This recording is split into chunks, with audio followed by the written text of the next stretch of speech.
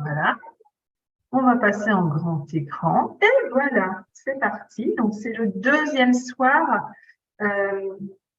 du challenge, ou du mini-challenge, on peut dire, mon hypersensibilité, ma force, avec pour thème comment mieux vivre mon hypersensibilité au travail. Donc, ce webinaire fait suite à celui de mardi soir. Si vous avez loupé celui de mardi, je vous invite à aller voir le replay. Et si vous ne trouvez pas le replay, vous faites un petit mot, un petit message. On fera les questions-réponses à la fin de la conférence, mais surtout, n'hésitez pas à faire comme mardi soir. C'était super chouette, super agréable de vous voir interagir. Mettre des petits mots au fur et à mesure dans le chat, on les reprendra à la fin de la conférence. Alors, je fais le même avertissement que mardi soir, hein, si voilà, il y a des personnes. Ce qu'on va vous indiquer, et surtout pour la partie coaching de vie, hein, pour la partie de Céline, c'est voilà, des données scientifiques. Moi, pour la partie coaching de vie, on est dans du développement personnel. Donc, ce que je vais vous indiquer, ce sont beaucoup de généralités. Le but du jeu, c'est de pouvoir donner un maximum d'informations à un maximum de personnes. Ceci dit, nous sommes tous uniques. Donc, prenez ce qui vous convient. Hein, c'est pas parce que j'indique dans un slide que, je sais plus ce que j'ai dit l'autre jour, que on a les émotions qui débordent. Bon, ça, les émotions qui débordent, c'est le cas de beaucoup de monde, mais on a l'hyperesthésie, par exemple. Tout le monde n'a pas une hyperesthésie. On peut être hypersensible uniquement du point de vue émotionnel. Donc, prenez vraiment ce qui vous concerne. Moi, je vous transmets ma vision du monde. Il n'y a pas de consensus scientifique sur l'hypersensibilité. Certains vont même vous dire que ça n'existe pas, que c'est une invention, que c'est un truc à la mode, et puis on en entend de plus en plus parler. On est d'accord. Hein, voilà, c'est basé sur le ressenti. C'est un sujet complexe, l'hypersensibilité, parce qu'il y a très souvent, et on le voit dans les articles sur Internet ou chez les journalistes, il y a très souvent un mélange entre la neuroatypie et l'hypersensibilité. Dans ma vision du monde, quand on a un profil neuroatypique, alors très rapidement, neuroatypique, c'est haut potentiel intellectuel, ou zèbre, ou philo-cognitif, où il y a plein de termes, ou surdoué. C'est tous les TDAH, troubles des déficits de l'attention avec ou sans hyperactivité, tous les profils autistiques, TSA, et tous les 10. Voilà. Quand on a un profil neuroatypique, je n'ai jamais vu quelqu'un avec un profil neuroatypique qui n'ait pas de l'hypersensibilité en même temps. Ça, c'est bingo. Par contre, on peut aussi être hypersensible sans avoir un profil neuroatypique. Et on attribue souvent certaines caractéristiques de la neuroatypie à l'hypersensibilité. Voilà, c'est pas toujours très clair. Moi, je dis ce qui est important, c'est de bien se comprendre soi-même. Après que ça vienne de la neuroatypie, l'hypersensibilité, c'est autre chose. Les stats, il faut les prendre avec des pincettes. Hein. On lit 20%, on lit 30% parfois. Certains disent beaucoup plus. Ce qu'il faut, je pense, mémoriser, c'est que on est en minorité, hein, nous les hypersensibles. Voilà. Et après, on ne va pas chercher si c'est 20, 21 ou 22%. Qui a gagné le coaching gratuit? Alors, nous avons Jessica qui nous a rejoint. Donc, on va, pendant que Céline, ou alors est-ce qu'on fait le tirage au sort quand même maintenant?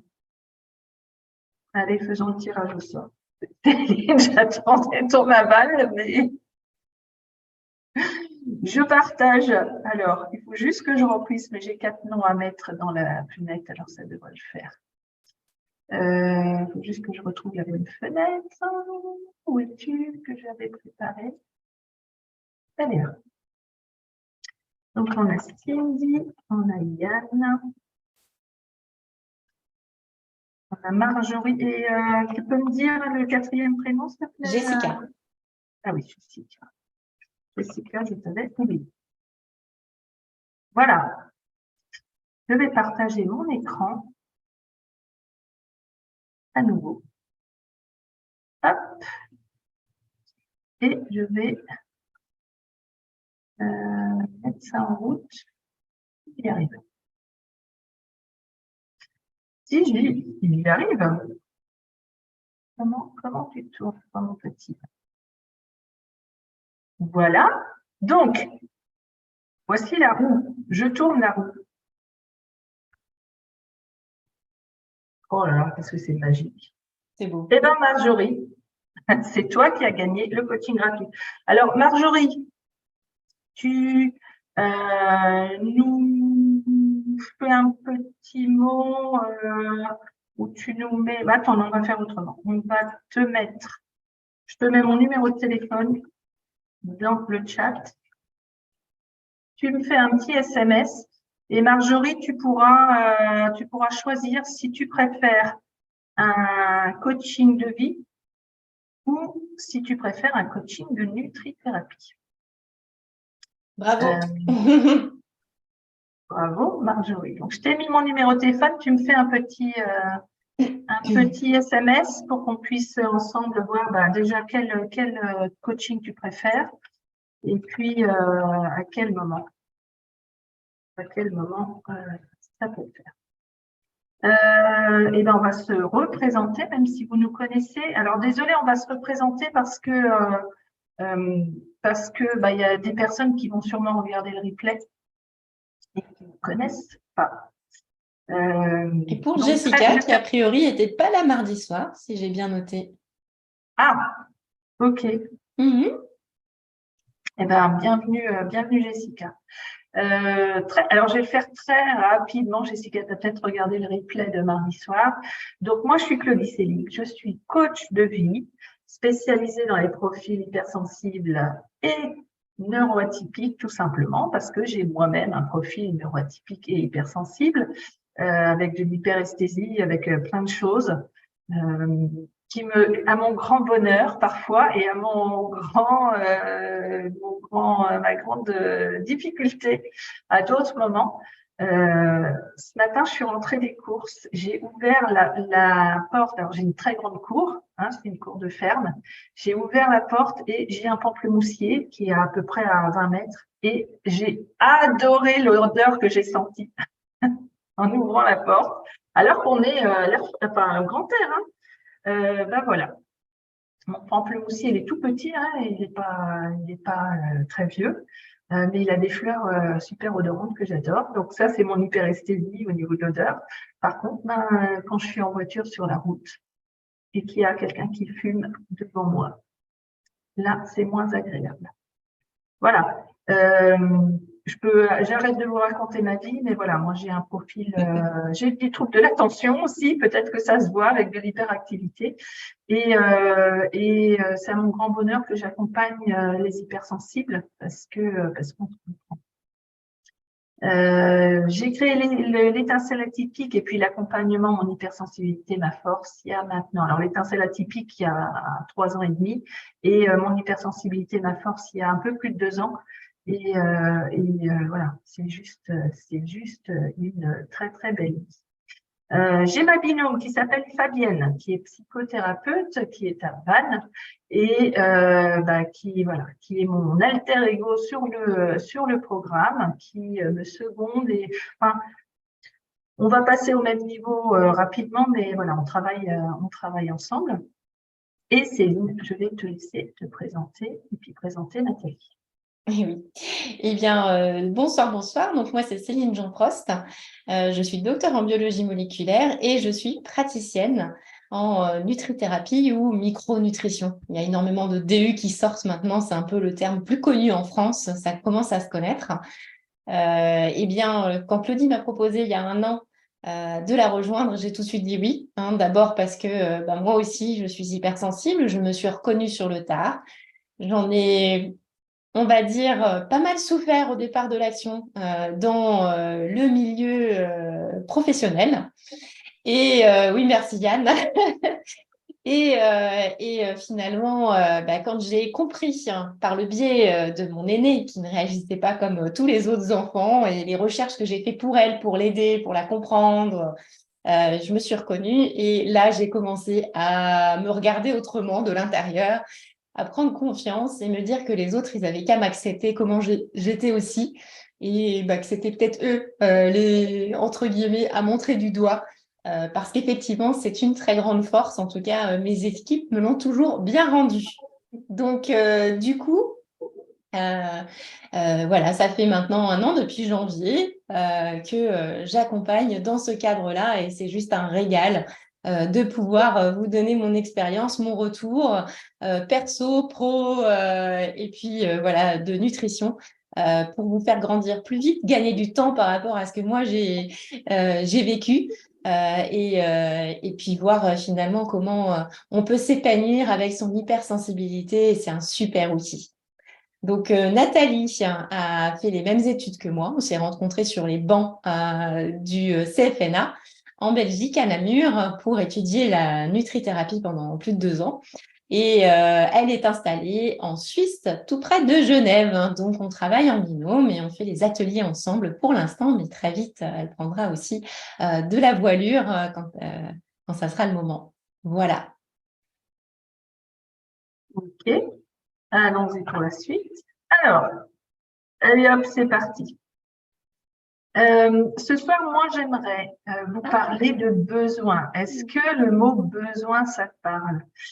Force est de constater que à peu près, hein, une moyenne, 100% des personnes que j'ai accompagnées n'avaient pas une vue claire sur leurs besoins avant l'accompagnement. Et c'est pour cette raison qu'on a mis ce sujet avec Céline dans le webinaire de ce soir, parce que quand on n'a pas une vue claire sur nos besoins, c'est compliqué d'avoir une vie sereine, et notamment une vie sereine au travail, parce que si on ne connaît pas ses besoins, on ne sait pas non plus les exprimer aux autres, on ne sait pas les transmettre aux autres. À partir du moment où on connaît ses besoins, c'est vachement plus simple soit de les expliquer aux autres, même si c'est pas forcément toujours compris, hein, on est d'accord sur ce sujet, mais au moins on peut les transmettre aux autres, et puis on peut aussi soi-même mettre des choses en place pour répondre à nos besoins. On verra tout à l'heure que besoin et désir, c'est pas la même chose, hein. Pas vraiment des besoins.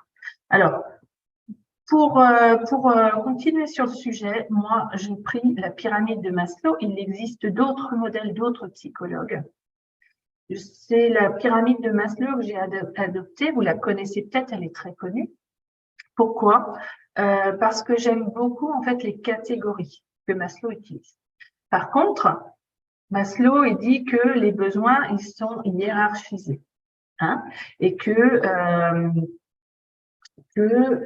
pour passer à un niveau supérieur, il faut déjà satisfaire les besoins de la base. Donc Maslow, il dit que il faut déjà satisfaire les besoins physiologiques avant de pouvoir regarder à satisfaire les besoins de sécurité. Et une fois que les besoins de sécurité sont OK, on peut regarder l'appartenance, besoin d'appartenance. Une fois que les besoins d'appartenance, voilà, on monte comme ça jusqu'à l'accomplissement de soi. Moi, je suis pas d'accord je ne suis pas la seule, hein. Je ne suis pas en accord avec cette idée de la hiérarchisation, de l'obligation de satisfaire les besoins du bas avant de monter au niveau au-dessus. Certes, les besoins physiologiques sont évidemment les besoins de base pour tout le monde, mais encore une fois, force est de constater que beaucoup de gens ne respectent pas leurs besoins physiologiques. Par contre, ils vont aller voir dans leurs besoins de sécurité, d'appartenance, d'estime, d'accomplissement de soi. Un besoin physiologique qui est souvent mis de côté, c'est le sommeil.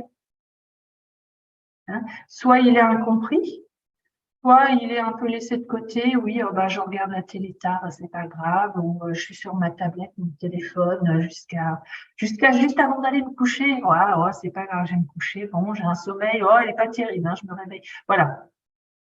Mais par contre, on peut avoir ses besoins de sécurité qui sont remplis. Donc, moi, je pense que effectivement, les besoins physiologiques sont capitaux. Et c'est la raison pour laquelle j'ai embarqué Céline sur ce programme. Mais on peut assouvir les besoins des 5 niveaux. Hein, on peut déjà aller voir dans l'accomplissement de soi, même si tous les besoins physiologiques sont pas respectés. Voilà, c'est la petite nuance que je mets à la théorie de Maslow. Je suis pas la seule et je pense que beaucoup de gens sont d'accord avec moi. On va redétailler les besoins physiologiques parce que parfois c'est surprenant. Donc, les besoins, pardon, on va redétailler tous les besoins et entre autres les besoins physiologiques parce que parfois, il y a des choses surprenantes. Donc, les besoins physiologiques, c'est les besoins liés à la survie, comme la respiration. La respiration, besoin physiologique, qui souvent aussi est pas respecté complètement. Beaucoup de gens respirent, voilà, ont une respiration courte et ne savent pas, hein, n'ont pas conscience et ne savent pas prendre des moments de respiration plus salvatrices, on va dire, qui respectent vraiment les besoins. L'alimentation, ben voilà. L'élimination, ben oui, il faut transpirer, il faut aller aux toilettes. Le maintien de la température, le repos, le sommeil, on en a parlé, mais voilà, dans les besoins physiologiques, il y a aussi l'activité musculaire et neurologique. Il y a aussi le contact corporel, hein, le bébé, quand il est tout petit, il a besoin pour grandir du contact corporel et de l'amour de ses parents. Et la vie sexuelle, elle fait elle fait partie des besoins décidément. Je n'ai mis que de la tisane hein, dans ma tâche, j'ai pas mis de schnapps. La vie sexuelle fait partie des besoins physiologiques, bien évidemment. Et on peut aussi parfois l'oublier. Les besoins de sécurité, ben, c'est des besoins où on se protège d'un danger, évidemment. Protection physique et psychologique. Hein. Vivre avec un pervers narcissique, par exemple, moi j'ai quand même un certain nombre de mes clientes qui me rapportent attirer les relations toxiques et les pervers narcissiques. Là, on n'est plus en sécurité. Avoir un emploi, une stabilité au moins familiale et professionnelle. Certains ont besoin de propriété, avoir des choses à soi, pas tout le monde. Pas tout le monde, mais ça fait partie des besoins de beaucoup de gens. Besoin de maîtrise, de pouvoir sur l'extérieur. Besoin de sécurité. De se rendre compte qu'on contrôle quand même des choses, même si on est bien loin de tout contrôler. N'hésitez pas à mettre dans le chat si vous avez des commentaires ou des questions. Ensuite, on trouve le besoin d'appartenance et d'amour. Là, il y a une dimension sociale. Hein, on a vraiment besoin d'affection, on a besoin d'être accepté tel qu'on est. Ah tiens, quand on est hypersensible et au boulot, est-ce que vraiment on est tous acceptés tel qu'on est? Pas sûr, hein. Recevoir et donner de l'amour et de la tendresse, avoir des amis, un réseau de communication satisfaisant. Donc, le réseau, bah, chacun a sa taille de réseau nécessaire. Certains ont besoin de deux amis et la famille, ça suffit. Et puis d'autres ont besoin de beaucoup plus. Hein. On est tous différents, encore une fois. Besoin d'estime de la part des autres, c'est-à-dire être reconnu comme ayant de la valeur. Et puis, on a besoin d'appartenance à un groupe.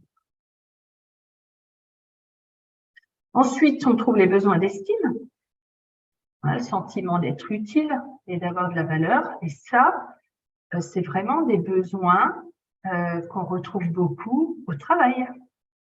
On a ce besoin de considération. On a besoin que nos supérieurs nous montrent, en fait, de la considération et de la reconnaissance. On a besoin de développer de l'indépendance aussi, de l'autonomie.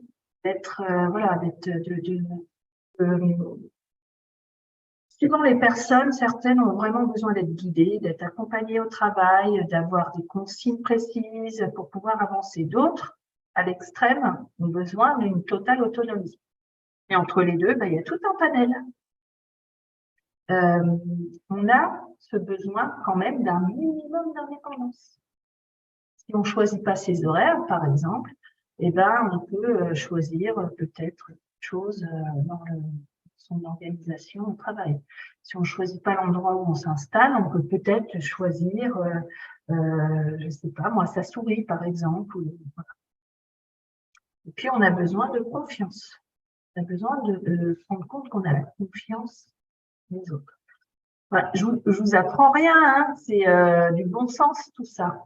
Mais c'est intéressant de se le voir rappeler parce que le but du jeu, c'est que vous utilisiez, alors vous reprendrez si vous le souhaitez le replay, mais que vous puissiez aller reprendre cette liste que je vous donne là et vous interroger. OK, moi, mes besoins d'estime, OK, est-ce qu'ils sont vraiment remplis? Et on peut le faire donc au travail, on peut le faire dans la vie perso. OK, est-ce que j'ai le sentiment d'être utile? Oui ou non? Alors, si c'est non, comment ça se fait? Pourquoi? Qu'est-ce qu'il faut que je fasse? Voilà. C'est ça le but du coaching, en fait, hein. Prendre conscience des choses et puis mettre en place des actions pour aller mieux. Et puis, alors, le dernier niveau, c'est le besoin d'accomplissement de soi. Ça, c'est le besoin du développement personnel, en fait, hein. C'est le sommet de la pyramide. On a besoin d'accroître ses connaissances, d'apprendre des choses. Hein. Voilà. C'est pour ça que vous êtes là. On a besoin de développer ses valeurs. Sujet méga, super important. Premier sujet sur lequel on travaille, ça, je fais du teasing dans le programme. Sujet super apprécié. Sujet de bon sens aussi, mais régulièrement, j'ai des coachés qui me disent « je n'avais pas conscience en fait de mes valeurs ». On fait un vrai travail. Voilà, c'est vraiment le travail de départ. On fait un travail sur ces valeurs. Donc, une fois qu'on en a conscience, qu'on les connaît, on a besoin de mettre les choses en place pour qu'elles soient respectées. On a besoin de faire du nez, d'être dans la création, hein, de créer de la beauté. Et de la beauté, ça peut être à tout niveau. Ça peut être un beau programme pour les informaticiens. On n'en a pas ce soir, mais ça peut être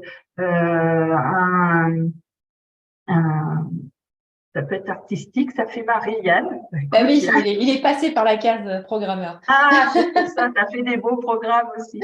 Moi aussi, je suis passée par cette case-là. Voilà, créer de la beauté, ça peut être plein de choses. Ça peut être tous les métiers de l'artisanat. Ça peut être évidemment tous les métiers artistiques, mais même tous les autres métiers, les métiers plus pragmatiques, plus terre à terre, on peut créer de la beauté. Et puis avoir une vie intérieure. Être en accord avec soi-même, comprendre ce qui se passe chez nous. Alors, chez de nombreux individus, hein, ce besoin d'actualisation,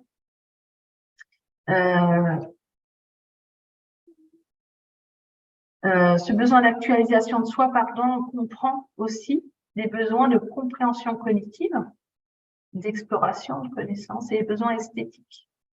Mais voilà, comme dit, on est tous uniques. Donc, prenez ce qui vous correspond. Peut-être que vous, c'est peut-être plus le besoin d'avoir une vie intérieure. Et il n'y a pas de bonne et de mauvaise réponse. Il y a juste de travail, si on peut appeler ça du travail, super intéressant, où on peut se poser et se dire « Ah ouais, ok, mes besoins, mais de quoi c'est quoi mes besoins en fait? De quoi j'ai besoin? Et est-ce qu'ils sont remplis? Ok, est-ce que quand j'arrive le matin au travail et que Ginette me raconte sa vie et que j'ai pas du tout envie d'écouter la vie de Ginette parce que ça m'intéresse pas du tout, est-ce que là mes besoins ils sont respectés? Hein, est-ce que moi je respecte les besoins de Ginette et est-ce que les besoins à moi, décidément, je bafouille ce soir. Je ne sais pas pourquoi. Est-ce que mes besoins à moi sont respectés? Voilà, c'est ça qui est intéressant. Donc, je vous invite, si vous avez envie de prendre le temps, de reprendre le replay quand vous recevrez le replay, et puis de passer en revue cette liste et de gratter. Hein, voilà. On commence évidemment par les besoins physiques. Besoin de respiration, respecter. Ouais, oui, non. Ok, si c'est non, qu'est-ce que je peux faire? Je peux peut-être aller marcher un quart d'heure entre midi et deux. c'est pas forcément des grandes actions à mettre en place, hein. Ça peut être des petites choses. Alors, je le disais tout à l'heure, attention, besoin et désir, c'est pas la même chose, hein. Ne confondez pas vos désirs avec vos besoins. Tu as besoin de te nourrir. Par contre, tu as peut-être envie de manger une friandise, de boire une tisane. Voilà. Ça, c'est une envie que j'avais. J'avais soif, j'avais besoin de boire, mais j'avais envie d'une tisane. Alors, qu'est-ce qui se passe? Qu'est-ce qui se passe, Céline, quand nos besoins ne sont pas satisfaits, reconnus? Ah, le corps, il n'aime pas ça. Il n'aime pas ça du tout, du tout, du tout, du tout. En tout cas, sur le long terme, il nous amène vers le stress. Et oui, hein, donc on est sur la physiologie du stress. Donc, le stress, au départ de l'action, a des effets positifs, hein. On le ressent tous et ça favorise l'action. Voilà, on connaît bien le trac de l'artiste. Au boulot, si on a une conférence, aussi, ben, on va rencontrer quelqu'un. Voilà, eh bien, on va avoir ces mots, on va être hyper dans la vigilance, hein, parce que on va voir après, c'est l'objectif, hein, du stress. Et donc, ben, ça va augmenter notre motivation, la productivité. Il y en a plein des gens qui disent, ah ben, moi, en fait, là où je travaille le mieux et je suis le plus efficace, c'est quand c'est en dernière minute parce que je suis bien boostée à bloc, je perds pas de temps et je suis efficace. Donc, voilà. Donc, il y a plein d'améliorations. Ici, j'en ai listé certaines, qu'elles soient mentales, émotionnelles ou même physiques, hein. Alors là, quand on a un bon coup de stress, on sait qu'on peut avoir des forces décuplées. On peut se retrouver vraiment capable de porter quelque chose de super lourd et du coup, de vraiment pas le sentir et se dire après coup, oh bah mince, mais c'est fou, là, qu'est-ce que j'ai porté? Donc oui, sauver sa peau, celle de ses enfants, ben voilà, on va vraiment être dans l'action. Alors, le stress positif, oui, mais à bonne dose. Donc, là, tu peux mettre la suite. Il y a une zone de performance, hein. La zone bleue, là, c'est la zone de performance au niveau du stress. C'est un stress optimal qui nous permet justement de nous mobiliser. La partie rose, on la connaît bien, hein, ce qui va nous conduire vers le burn-out, on va dire. Mais avant le burn-out, ben, dans la formation, je vous explique aussi le burn-in. Et en fait, voilà, c'est à force de répétition de stress, on finit d'aller vers la fatigue, l'épuisement, la désorganisation. L'organisme n'arrive plus à se recharger, on va dire, si on était sur pile, à régénérer nos piles pour qu'elles fonctionnent bien, on va les griller petit à petit. Et voilà, trop de stress, ça nuit à la santé. On va voir ce qui se joue après là derrière. On en entend de temps en temps parler maintenant de plus en plus, la partie verte, le bore-out, l'ennui, hein, où on sait, en fait, là, eh ben, on n'a pas assez stimulé. Si on est un peu mis au rencard, dans un placard au boulot, ben, on perd sa motivation, on va vraiment s'étioler au fil du temps et on peut aussi tomber dans la dépression suite à ça. Donc, il ne faut pas le négliger non plus. Il faut avoir des stimulants. Alors, quels sont les facteurs stressants? Tu peux aller à la suivante. Eh bien, on pense tous, quand on pense stress, on pense tous à des événements négatifs. Alors, c'est ce premier tableau que j'ai mis là, hein, que ce soit des soucis financiers, un divorce, le décès d'un proche, etc. Voilà, tout ça, on fait tout de suite une liste de choses négatives quand on pense au stress. Donc, vous pouvez retrouver ce test pour faire un peu votre état des lieux aussi sur Internet. Il suffit de taper test de Holmes et Rahe. Et moi, je les ai un peu classifiés. Donc, la deuxième partie du tableau, là, Claudie, ça va être des choses qui peuvent être plutôt positives dans la vie, hein. Et quand on parle du travail, fait un petit clic, eh bien, on peut se retrouver en fait avec des changements positifs, hein, dans notre univers de travail qu'on est allé chercher. Hein, si on veut une promotion, si on veut changer de job, on va passer des entretiens et tout. Oui, mais au final, hein, c'est vécu comme une source de stress quand on vit ces changements. Hein, on voit changement, changement, changement. Tu peux recliquer encore, Claudie. Et on a encore, voilà, même le conjoint qui commence ou qui arrête un travail, ben, il y a de l'incertitude, il y a des changements familiaux, d'organisation, voilà, des débuts, des fins d'études, des changements d'horaire aussi, ou de conditions de travail. Voilà, donc tout ça, c'est clairement aussi des sources de stress. Et je dirais même, si on parle carrément dans quelque chose de positif, ben même on voit en haut de liste, 50 en valeur, ben un mariage. Donc, c'est de la charge mentale. Il y a plein de choses à penser. Eh bien, l'organisme va le vivre en fait comme un stress. Donc, n'est-ce pas? Donc, du coup, tu peux changer de diapo, Claudie. Alors, tout ce qui va stresser l'organisme lui-même, Claudie en a parlé, hein, de ses besoins physiologiques. Eh bien, ça va stresser l'organisme. Des températures extrêmes, des excès alimentaires, des polluants à répétition, du sport extrême. Ça stresse l'organisme. Des stimulations ou des sollicitations, une blessure, une maladie. Eh bien, tout ça, ça demande à l'organisme de s'adapter. Il doit s'adapter, il doit aller compenser, il doit aller. Eh bien, ça, voilà, c'est un effort particulier qu'il doit faire pour passer ce cap. Eh bien, ça va être stressant pour l'organisme au final. Donc, on a une petite définition sur la dia d'après, où au final, c'est un mot qui a été introduit, le stress, en 1936 quand même, et la définition, elle est assez incroyable. Vas-y. Donc, c'est quand même une agression de l'organisme, soit par un agent physique, psychique et émotionnel, et qui va entraîner un déséquilibre qui doit être compensé par un travail d'adaptation. Donc, on voit qu'effectivement, le test de Holmes-Serrallet, ouais, ok, d'accord, on comprend pourquoi le positif aussi peut être inclus dedans et pourquoi toutes les modifications physiologiques aussi. Vas-y, Claudie. Et de manière plus intéressante, moi, j'ai trouvé que, en fait, dans le mot stress, il peut qualifier, alors du coup, non seulement l'agent qui provoque la réaction, et c'est vrai, dans notre quotidien, on dit ça, mais la réaction elle-même, hein, c'est du stress. Et puis aussi, finalement, l'état dans lequel on se trouve. Donc, on se rend compte qu'on le vulgarise quelque part, mais on n'en a pas toujours conscience. Voilà. Donc, c'est super intéressant. Et vas-y, clique encore une fois.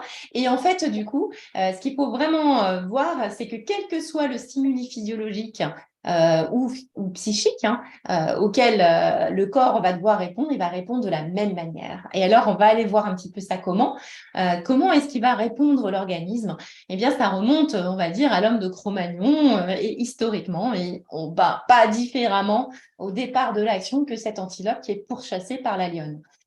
Qu'est-ce qui va se passer? Il va se passer que notre cerveau reptilien, alors là, je ne peux pas faire la totale, mais le cerveau reptilien qui est vraiment voilà, l'ancestral, la première partie de notre cerveau qui a vu le jour à un moment donné, eh bien, il va enclencher tout un tas de signaux et aussi voilà, des hormones et ça va partir dans le corps pour aller fabriquer cette adrénaline et cette noradrénaline qui va faire quoi? Elle va déclencher l'entrée de calcium dans les cellules pour nous mobiliser. Mobiliser nos muscles, des contractions musculaires, l'accélération du rythme cardiaque, de la respiration et aussi un apport d'énergie avec de la libération de glucose dans le sang. Donc, la glycémie qui va monter. Ça permet quoi? Ça permet d'aller vers la fuite ou le combat. Alors, attention, il y a une troisième réaction. Sur cette dia, c'est vrai que je n'ai pas oublié, entre-temps, je l'ai rajouté. Si vraiment il y a un danger de mort imminente, l'antilope, là, en fait, il va y avoir un shutdown. Le malaise vagal, on va dire, elle est immobilisée, pof, elle tombe dans les pommes. Là, c'est l'inverse. Voilà, plus d'oxygénation au niveau du cerveau, voilà, moins d'échanges sanguins. Et du coup, on fait un malaise et en fait, ça nous évite finalement de sentir trop de douleur si on se fait croquer. Voilà, au niveau de cette antilope. Alors ça, c'est un stress qui doit durer quelques secondes à quelques minutes. Si ça dure un petit peu plus longtemps, à ce moment-là, il va y avoir d'autres mécanismes. Mais je crois que d'abord, cette antilope, vas-y, tu peux cliquer. D'abord, cette antilope, finalement, quand elle a réussi à semer la lionne, eh bien, tout redevient à la normale. Le rythme cardiaque s'abaisse, voilà.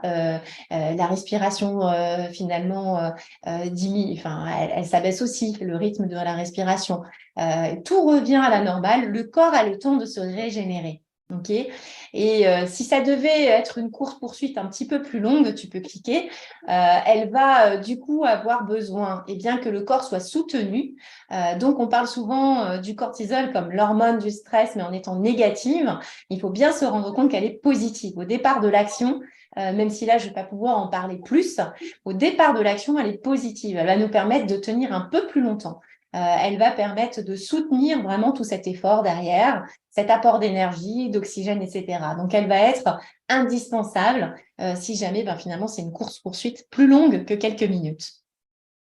Et alors, malheureusement, nous, dans nos vies de tous les jours, maintenant, on n'est plus des hommes de Cro-Magnon.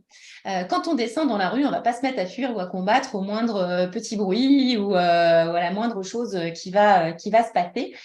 Et au travail, non plus.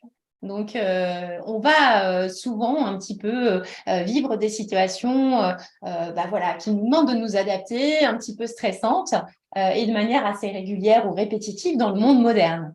Tu peux cliquer, Claudie. Et alors, ce stress chronique ou répétitif, les réunions à répétition, tous les jours, j'ai moult réunions, j'ai les mails qui s'enchaînent, j'en ai une centaine par jour, je ne sais pas comment je vais faire pour les lire. En parallèle, j'ai mon propre job, mais je ne peux pas. Puis j'ai mes collègues qui n'arrêtent pas de m'interrompre, venir me poser des questions, je ne sais plus comment m'en sortir et c'est comme ça tous les jours. Ou alors, je vais rencontrer des directeurs d'entreprise ou faire passer des entretiens, c'est pas toujours évident. Tous les cas de figure, ou alors, finalement, quand on est aussi débordé à cause, pour ceux qui sont dans le milieu médical, de toutes ces restrictions, il y a de moins en moins de personnel et on se retrouve à faire le job de 3 personnes et on ne sait plus comment faire et on tombe aussi dans la case mes valeurs. Ma valeur, c'est si j'ai choisi ce métier, c'est de passer du temps avec les papis-mamies, c'est de passer du temps avec les malades, de leur apporter un échange dans mes besoins, on va dire, de communication, d'échange social, etc. C'est une valeur importante pour moi. Je peux plus le faire, ça va me stresser à force. Je vais pas être bien. Je vais pas être bien parce que c'est une valeur importante et c'est aussi pour ça que j'ai choisi ce job. Donc du coup, et à force d'avoir toutes ces choses qui s'accumulent, ça devient pathologique et épuisant. Parce que la réaction de droite avec l'adrénaline et la noradrénaline, ça continue. Et puis alors, on a besoin de cortisol. Et puis, c'est très fréquent, c'est très souvent. Donc là, je ne vais pas pouvoir en parler, mais il y a d'autres choses qui vont se mettre en place et qui vont pouvoir conduire le corps finalement au burn-in, au burn-out. On n'a pas le temps de se régénérer. On n'a pas le temps de se sentir, de se reposer, de récupérer. Et la pile, elle va pas se vider en fait, elle va griller. Donc, il faut vraiment du temps. Et quand la pile, elle grille, après, c'est long. Voilà. Tu nous fais du teasing, là, Céline, en nous disant « je n'ai pas le temps d'aller plus loin ». Ouais, on aimerait bien… là, j'ai dû faire des choix sur les dias, vraiment. Mais bon. Ouais. On peut rajouter dans le stress chronique une situation que de plus en plus de personnes vivent, c'est l'open space. L'open space, il n'y a rien de plus stressant avec les collègues autour de nous qui téléphonent. Ils sont bien obligés de téléphoner, mais certains parlent fort. Moi, je vous en ai parlé tout à l'heure, une hyperesthésie au niveau de l'odorat, et il suffit qu'il y ait quelqu'un avec un parfum un peu qui ne convienne pas. Après, c'est pas une histoire de jugement. Et là, paf, je me retrouve en stress. Un peu trop de lumière, un peu trop chaud, un peu trop froid, la clim qui n'est pas réglée comme on souhaiterait, ou la clim qui tourne et qui ronronne. Là, moi, c'est une catastrophe. Yann nous a mis des petits cœurs. Je pense que Yann a vécu l'open space et s'en est enfui. Ça, c'est pour moi vraiment du stress insidieux parce que c'est des choses qu'on impose tous les jours à beaucoup de monde et qui nous mettent, et d'autant plus quand on est hypersensible, qui nous mettent vraiment dans cet état de fatigue. Et puis on peut rajouter, on peut trouver encore plein de sources de stress au boulot. Mais je te laisse parler. Donc il faut évacuer, il faut évacuer. On ne peut pas mettre un point dans la figure à nos collègues qui nous embêtent trop souvent. On peut pas, ça se fait pas. On en parlait mardi soir de se mettre à crier en colère au boulot, etc. Donc aller évacuer, courir, marcher, faire du sport, c'est un autre moyen d'évacuer tout ce qu'on a accumulé dans l'organisme dans la journée. Et du coup, voilà, au final, ça fait du bien et ça permet de sentir. Et puis sinon, après, il y a d'autres outils. On a toute une petite boîte à outils à vous proposer dans le programme. Donc, tu peux passer à la diade après. Je voulais quand même, je vous avais promis mardi de faire un petit shot sur la nutrition. Ça vous donne une petite aperçu des choses en fait qu'on verra, des explications qu'on peut voir. Il y a un cercle vicieux du stress avec une fuite de magnésium et on va voir qu'est-ce qui se passe. Donc, quand il se passe le stress, eh bien, en fait, qu'est-ce qui va arriver? Eh bien, on va avoir justement cette adrénaline, ce cortisol qui vont être sécrétés.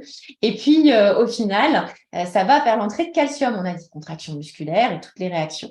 Mais quand le calcium y rentre, eh bien, sorti du magnésium. Donc, quand le magnésium il va sortir, on va en recapter une partie, Claudie. Voilà, élimination urinaire parce qu'on n'en recapte qu'une partie. Alors, si on est un bon recapteur, on a de la chance, on n'en perd pas tant que ça. Si en plus on cumule les effets entre l'hypersensibilité et la spasmophilie, I am the winner, eh ben, on augmente notre vulnérabilité au stress. Pourquoi? Parce que du coup, le magnésium, tu peux encore cliquer une fois, ce qu'il fait, c'est que justement, il va aller réguler le stress, d'un, et de deux, il va réguler l'action, on va dire, de l'adrénaline sur les cellules. Donc, il y aura moins d'entrée de calcium. Donc, plus on perd de magnésium, plus on devient sensible au stress. Ça, c'est carrément ballot. Et en plus, du coup, par exemple, on l'a tous vécu, hein, s'il y a une porte qui claque régulièrement, surtout l'été avec les courants d'air, la première fois, voilà, on ne réagit pas forcément. Et puis, au bout de plusieurs fois, on finit par faire un bond sur sa chaise, par exemple. C'est tout bête, mais voilà, c'est un exemple un petit peu gentillé, mais c'est un petit peu l'idée. Donc, quand on passe sur la diade après, on va voir justement tout le rôle de ce magnésium. Donc, le magnésium, on vient de le dire, il va moduler le stress, mais il va également, du coup, être antispasmodique. Donc, les personnes qui ont beaucoup de crampes, l'œil qui sautille, souvent, c'est justement toutes ces choses musculaires, un signe de manque de magnésium. Hein. Les spasmophiles, ils se reconnaissent avec ça. Mais également, eh bien, produire de l'énergie. Alors là, on n'en a pas parlé, mais l'énergie, quand on est hypersensible, enfin, si j'en ai quand même un peu parlé mardi, l'énergie, quand on est hypersensible, pour nos neurones, c'est de maintenir un seuil d'excitabilité des neurones correct, on va dire, même si déjà il est plus bas que les autres, mais du coup, au moins pas qu'il s'effondre. Donc, c'est ce qui nous rend encore plus hypersensibles quand on a moins d'énergie. Tout le monde d'ailleurs, hein, plus d'irritabilité, la population en général. Nous qui sommes hypersensibles, on a déjà un seuil plus bas. Si en plus il va descendre, c'est vraiment pas bon. Donc, maintenons notre niveau de magnésium. Un équilibre hydrique, on fait souvent de la rétention d'eau, c'est normal, il y a des explications physiologiques. Le magnésium est important pour les pompes à sodium-potassium. Et puis, on a également la minéralisation osseuse. Alors, on le sait moins bien. Hein, on parle souvent du détricotage des os quand on manque de calcium, mais quelqu'un qui a de l'ostéoporose, c'est pareil. Alors là, surtout pas de manque de magnésium non plus. Parce qu'alors là, quand on manque de magnésium, pareil, on détricote des os. Il y a 50% du magnésium qui est stocké dans l'os. Donc, on va se mettre aussi à détricoter de l'os. Donc, attention au stress. Ensuite, on a également un rôle du magnésium, alors plus indirect, mais dans la détox. Donc, ceux qui ont souvent des problèmes de nausée, de sensibilité aux odeurs, de choses comme ça, potentiellement, c'est intéressant. Et oui, Claudie, j'ai dit, il fallait qu'on continue d'aller travailler sur la détox parce que justement, c'est une clé là. Et puis aussi, du coup, on va se retrouver avec l'équilibre émotionnel. Pour d'autres raisons, le magnésium est important pour aller fabriquer un tas de neurotransmetteurs dans notre cerveau qui sont responsables de l'équilibre du magnésium, de l'équilibre émotionnel. C'est contagieux, moi aussi je commence. Et il module l'inflammation et la douleur. Donc voilà, donc quand on voit tout le rôle du magnésium, on n'a vraiment pas intérêt à avoir des manques de magnésium. Donc il faut aller prendre soin de ce magnésium. Et donc on parlait de l'hyperesthésie la dernière fois et j'avais à mon client qui avait comme ça ses vêtements qu'il supportait pas. Il n'était pas venu pour de l'hypersensibilité, hein, il était venu pour son diabète. Hein, Et en fait, au fil de la conversation, il me place des trucs, ça part dans tous les sens, j'ai vite repéré. Et puis, il me dit, oh là là, mais les habits, c'est pareil, je supporte plus, nanana. Ben bon, voilà. Et après, après 4 semaines, ça allait déjà mieux avec du magnésium, et puis, etc. Et au bout de 3 mois, bah, il supportait ses habits sans plus y penser. Et Donc, avec du bon magnésium. c'est ce que j'allais dire. Après, il Acide. faut apprendre. Voilà. C'est pas n'importe quel magnésium. C'est pas le magné B6. L'oxyde de magnésium, ça fait surtout quand on est sensible comme nous, potentiellement au niveau digestif en tout cas. Ben, ça va irriter et donner des mal de ventre, des diarrhées, des choses comme ça. Donc oui, apprendre à connaître les bons sels de magnésium, les bons dosages aussi, et puis à jouer avec de manière autonome. Moi, je sais maintenant. Et je Et ne donc, savais, il n'y a pas si longtemps que je sais, il y a depuis qu'on s'est rencontrés, Céline. Hein. et oui, et oui. Toutes ces années. Ouais. Et du coup, ben, on passe à la dia après. Donc, bon, au niveau alimentaire, il y a quelques sources de magnésium qui sont intéressantes. Déjà, tous les légumes verts, très verts, plein de chlorophylle, plus c'est vert, plus ça contient du magnésium. Alors, il y a des choses ici qui en ont, mais c'est un petit peu plus de manière anecdotique. Mais voilà, les amandes quand même, c'est pas mal. Et puis les légumes verts, et puis parfois quelques oléagineux, etc. aussi. Mais voilà, du coup, dans l'alimentation, on peut avoir une source. Et quand on est hypersensible, au moins au démarrage en tout cas, si on n'est pas spasmophile, mais en général, le magnésium, c'est un peu notre compagnon de routine parce qu'on se sent tellement bien avec et dès qu'on l'arrête, souvent, on sent des choses au bout d'un certain temps qui reviennent, on n'a plus envie d'y jouer, quoi. Donc, du coup, ça fait vraiment du bien. Voilà, voilà. C'était pour la petite partie, cette fois-ci, pour faire quelque chose d'un petit peu plus axé sur la micronutrition. Mais il y a bien d'autres clés. Ouais. Ok. Bon. Voilà, donc pour conclure, pour moi, les deux sujets, besoin et stress, ils sont vraiment, vraiment liés et souvent, on n'y pense pas. Donc déjà, la première étape, c'est vraiment d'aller mieux se connaître, d'aller mieux se comprendre et de prendre conscience, en fait, de certains de ses besoins. Et c'est pas toujours si évident que ça. Donc ça fait partie des étapes aussi sur lesquelles on travaille pendant le programme. Et du coup, on peut aller mieux comprendre ce qui nous pose problème, ce qui nous embête et ce qui nous gêne au travail, et puis mettre des choses en place. Et puis, avec l'aide de Céline, on va aussi travailler sur la partie nutrition pour aider à modérer tout ça, aider à faire en sorte de se sentir mieux dans son corps et dans ses baskets. On va donc passer, et on est dans le timing, je nous félicite Céline. Voilà, donc on va donc maintenant vous parler du programme en hypersensibilité Ma Force. Donc on en est à la septième session et c'est un grand bonheur pour nous. Moi j'ai pris 68 hypersensibles en charge. Et c'est pareil, c'est un grand bonheur parce que voilà, c'est des fleurs qui s'ouvrent pour moi. 3 ans et demi d'expérience, je vous l'ai dit, l'étincelle atypique est depuis 3 ans et demi. Et puis, vous le voyez, une super équipe, on vous en a déjà parlé. On a 3 composantes dans le programme. On a une composante je comprends. Alors, on les a détaillées après. Là, on va vous mettre à disposition des vidéos, des documents pour que vous puissiez travailler sur vous-même à votre rythme. Tout ça est mis à disposition sur une plateforme et ça vous permet d'y aller quand vous le souhaitez. Si vous êtes plutôt comme moi du soir, vous pouvez y aller tard le soir. Si vous êtes plutôt du matin, voilà, c'est à votre rythme. Deuxième composante, j'échange en groupe et c'est juste magique. Les rendez-vous du mercredi soir. On va terminer bientôt. Le groupe qui a démarré en janvier va bientôt terminer. Donc, on leur a dit hier soir, attention, il ne reste plus que 2 séances. Et là, c'était la douche froide. C'est un moment super convivial, super bienveillant où on peut soutenir les uns les autres, on peut poser des questions, on peut célébrer, où on va vraiment, nous, Céline et moi, mettre de l'interaction. On n'est plus en mode webinaire. Ce soir, on est en mode webinaire où Céline et moi, on vous parle, on vous transmet des choses et puis après, on va échanger. Là, en atelier de groupe, on est en atelier, on joue, on réfléchit ensemble, on travaille en binôme. C'est super agréable. La technologie nous permet maintenant de faire des choses super, super sympas. Et puis, comme avec Céline, en fait, on a déjà fait des programmes en ligne. Et puis, très souvent, il y a une partie, alors soit on est carrément laissé tout seul sur une plateforme, ou soit on est mis avec des groupes. Mais nous, on voulait vraiment, vraiment conserver la partie individuelle.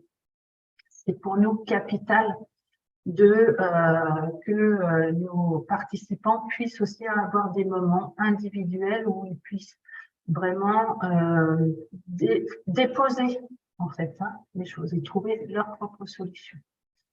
Voilà, c'était les 3 axes du programme et voilà, qui nous permettent, qui sont super complets, qui nous permettent de vraiment de faire un beau travail et d'avancer. Ok, alors en quoi ça consiste tout ça? Céline, tu veux nous expliquer en quoi ça consiste? Allez, j'y vais. Donc, bah oui, alors déjà, c'est un programme qui démarre là pour 4 mois. Donc, on va avoir eh bien, tout simplement ces fameux ateliers. Je ne sais pas si c'est la première ligne où tu cliques. Voilà, Ouais. les ateliers de groupe en visioconférence. Les mercredis soirs à 20h. Voilà, là j'aurais pensé.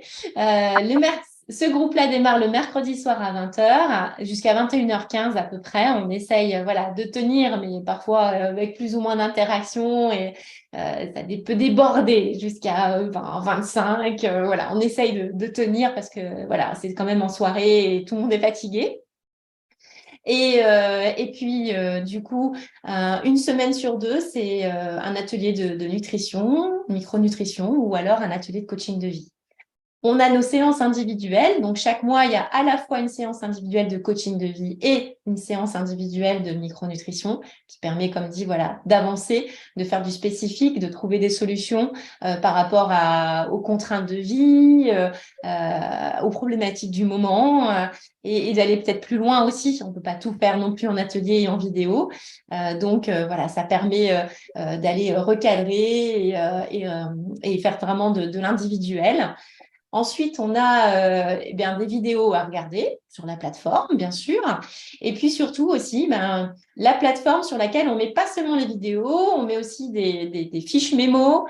Il y a pas mal d'exercices de la part de Claudie, justement, pour aller travailler sur les valeurs, les émotions, on va dire les besoins, les croyances limitantes, etc. Donc ça, tout ça, c'est des choses qui sont à votre disposition pour aller du coup individuellement et ensuite revenir en discuter avec Claudie en séance individuelle.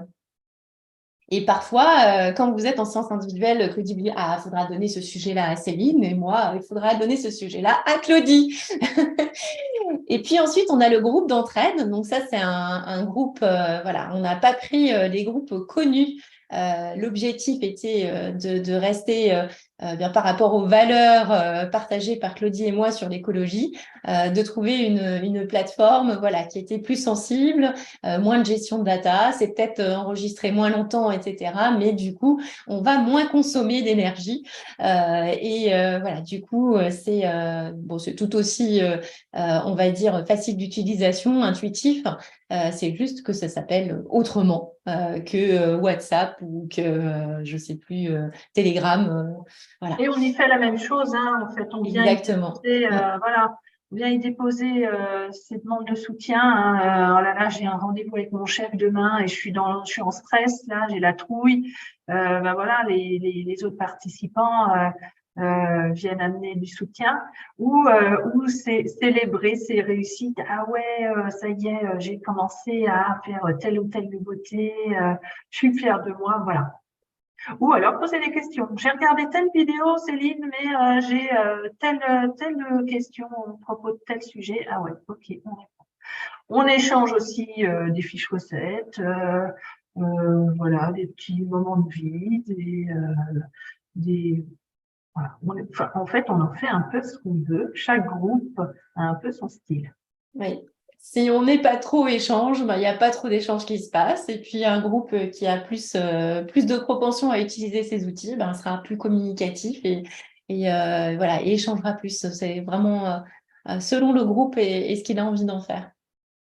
Ensuite, eh bien, finalement, là, on va se trouver sur une période d'été. Donc, il y aura 3 semaines d'interruption pendant le mois d'août qui seront évidemment reportées, reportées en septembre pour compléter l'accompagnement et les 4 mois. Rien de perdu. Simplement, ça permet à chacun, voilà, tout simplement de pouvoir partir tranquille. La majorité des gens partent au mois d'août, donc on s'est dit, voilà, on fait simple, on arrête au mois d'août, parce que tout le monde ne peut pas forcément avoir de connexion. Si vous aimez randonner, si vous n'avez pas forcément la possibilité de vous connecter le soir. Donc, voilà, ça permet on s'est dit voilà, tout simplement de simplifier les choses pour tout le monde et puis qu'on ne soit pas contraint à écouter 3 replays. Voilà, c'est bien les replays, mais c'est moins interactif quand même. Donc, du coup, c'était un moyen de faire que vous profitiez au maximum de l'accompagnement. Oui, et puis c'est l'observation de l'expérience des années précédentes. Où voilà, c'est ce qui semble correspondre à un maximum de personnes. Alors, Céline a parlé de replay. S'il y a une semaine où, par exemple, cette semaine, on avait une participante qui était partie en vacances et était partie chez des amis, donc elle nous a dit, oh là là, je ne peux pas trop me connecter. Eh ben, c'est pas grave, elle a le replay. Et puis, si dans le replay, elle a une question, elle a un commentaire, elle a un exercice qu'elle n'a pas trop compris ou qu'elle aimerait bien se faire valider, et ben elle poste dans Framatine, donc le groupe d'entraide. Elle va poster un petit mot et puis nous on est là pour répondre. Ça nous permet aussi, nous, à Céline et à moi, entre deux coachings individuels, entre deux ateliers de groupe, de pouvoir vous répondre et pas que vous restiez pas avec quelque chose qui pèse, avec une question. Témoignage, eh ben, on a oublié d'enlever la slide parce qu'on avait un témoignage la dernière fois, mais là, on n'en a pas. Je vous invite à aller sur ma page Google, par exemple. Vous tapez l'étincelle atypique, il n'y en a qu'une. Là, vous verrez des témoignages, vous verrez des recommandations. Vous verrez, alors, dans les recommandations, certaines personnes ont suivi des coachings perso, mais il y a des témoignages de personnes qui ont suivi le programme. Sur ma page internet, sur mon site internet, vous trouverez des vidéos. Vous trouverez la vidéo de Gladys, de Ella et puis de Elodie, qui ont toutes les 3 suivi le programme. Voilà, le tarif challenge, il est encore valable 48 heures. Alors, en tarif normal, attention, je ne dis pas de bêtises, sous ton contrôle, Céline, en tarif normal, nous sommes à 397 € par mois, ce qui donne un global de 1588. J'ai tendance à changer le tarif, je ne sais pas pourquoi, à la hausse. Donc, autant que je vous donne le bon. Ça, c'est le tarif normal. Pendant encore 48 heures, on est au tarif challenge. Et là, on est à 297 € par mois, ce qui donne un global de 1188. Attention, il y a les inscriptions qui arrivent. Aujourd'hui, j'en ai validé. Donc, voilà. J'ai aussi eu une dame qui m'a appelée aujourd'hui en me disant Claudie, je suis super intéressée par le programme, je veux vraiment participer, mais j'arrive pas en 4 mois. Et ben, on discute. Voilà, on échange ensemble et puis l'échéancier peut varier. Ah oui, nous, ce qui importe, c'est d'aider et c'est pas, voilà, le reste. Et elle est super contente, franchement, elle m'a quittée en disant Claudie, je suis super contente. Bien. Elle a payé son acompte dans la foulée et voilà. Donc, si vous êtes intéressé, moi, je vous invite à pas tarder. Si vous préférez échanger avec nous avant de vous inscrire, bien évidemment. Vous avez mon numéro de téléphone, Ok, donc on a la question de Marjorie. Et donc, pour l'ostéoporose, il faut prendre du magnésium ou pas? Eh bien, oui. Oui, Marjorie. Il ne faut jamais prendre du calcium sans magnésium, d'ailleurs, parce que le calcium va avoir tendance à se déposer dans les tissus mous, entre autres les artères et autres. Donc, du coup, en l'absence de magnésium, donc en plus, rien que pour ça, et si on est en manque de magnésium, on continuera à détricoter de l'os, même si on a suffisamment de calcium. Donc oui, définitivement oui. Ensuite, est-ce que la prise de magnésium favorise le sommeil? Alors oui, oui, oui, ça peut favoriser le sommeil. Après, quelqu'un qui n'arrive vraiment pas à dormir, voilà, je ne me rappelle pas que le magnésium est en soi tout seul réglé le problème. Donc, du coup, on va plutôt aller travailler sur aussi d'autres facteurs et justement, Claudie a un certain nombre d'armes aussi, c'est-à-dire que pour descendre dans le niveau de stress, voilà, Claudie, méditation. Moi, j'ai d'autres armes aussi nutritionnelles. Il y aura le magnésium et d'autres choses en tout cas. Sur la plateforme, on vous met tout un tas de vidéos pour que vous puissiez aller piocher, en fait, qui peut vous correspondre.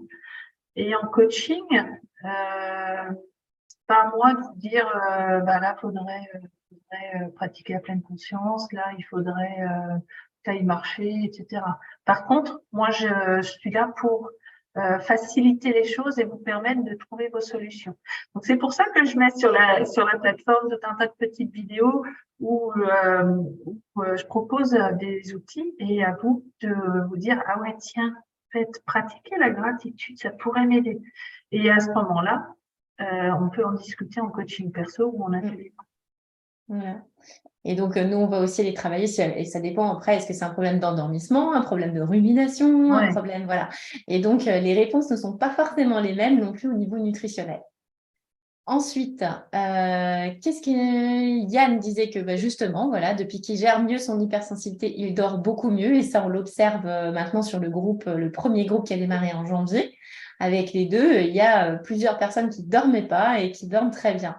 Association Nutri plus coaching de vie avec ces outils-là, eh bien, vous trouvez votre solution. Et voilà, elles font maintenant des nuits complètes alors qu'elles se réveillaient toutes les heures, voire plus.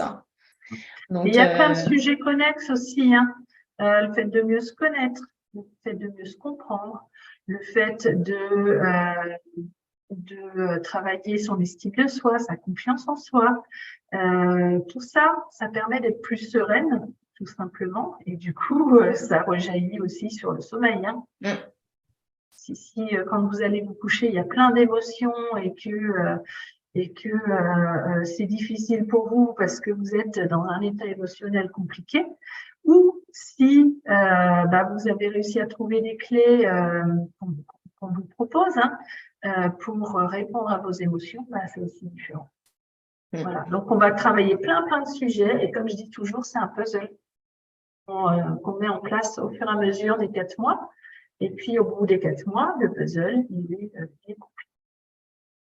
Ensuite, Marjorie demandait s'il y avait un nom de bon magnésium. Alors là, je ne vais pas en donner comme ça en webinaire, mais effectivement, en termes de sel de magnésium, eh bien, on trouve rarement les fameux bisglycénates ou glycérophosphate de magnésium dans le commerce, en pharmacie ou tout ça. Voilà. Et puis, il faut aussi voir et travailler sur les dosages. Donc, voilà, il vaut mieux se faire accompagner que de prendre comme ça tout seul et apprendre en fait à gérer. Et puis certaines personnes vont avoir plus d'effet avec une marque, d'autres avec une autre marque. Donc voilà, ça va un petit peu dépendre aussi finalement de l'expérience du thérapeute. Et puis chaque personne va réagir différemment. Donc on peut changer aussi si finalement on n'a pas les effets attendus. Mais ce qui est important aussi, c'est le dosage. Donc, il faut voir en fonction des troubles, de l'intensité des troubles, et du coup, pour caler tout ça, tout simplement. Oui, effectivement, la banane contient pas mal, mais voilà, s'il fallait manger la quantité de banane pour avoir suffisamment de magnésium, eh bien, on saurait d'autres effets qui se coulent puisque c'est très riche en glucides et le diabète serait peut-être pas très content. Voilà, Jessica qui nous disait bonne soirée à tous, vous êtes géniaux et c'est très intéressant, mais je suis enrhumée et fébrile, peut-être une allergie et je suis KO. Donc oui, je lui ai promis qu'on répondrait aux questions dans le replay pour qu'elle puisse, voilà, pour qu'elle puisse aller écouter ça.